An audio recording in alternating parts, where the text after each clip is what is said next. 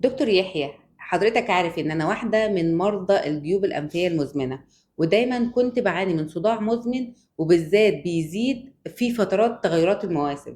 عاوزة بس نوضح للناس ازاي طب الاستيوباسي بيساعد في علاج مشاكل الجيوب الأنفية. طيب.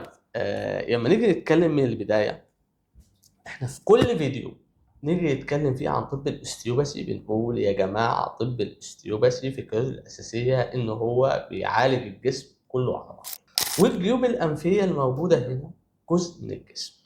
فإيه اللي بيحصل بقى؟ لما بيحصل أي التهاب بتأثر على الجيوب الموجودة هنا، فيحصل بقى المشاكل اللي سمعناها من شوية: صداع، ألم مزمن، شد في العين، مش قادر تتنفس، فيحصل التهاب ويحصل الألم.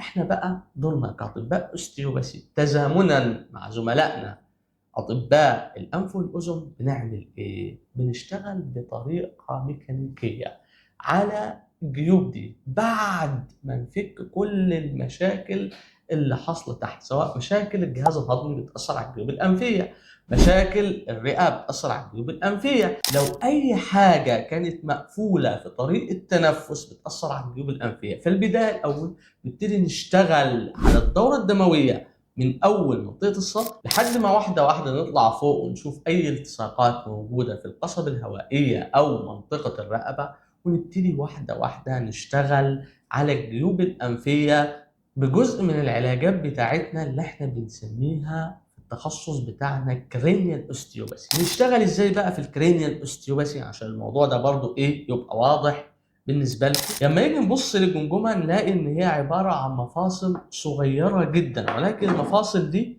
تمعظمت بعد سن ال6 سنين.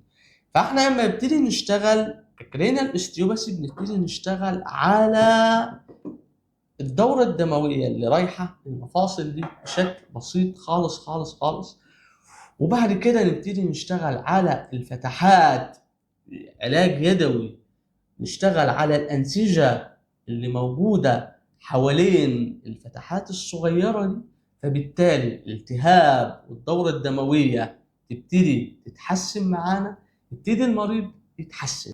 برضو احنا بنستخدم علاجات تكميلية مع العلاج.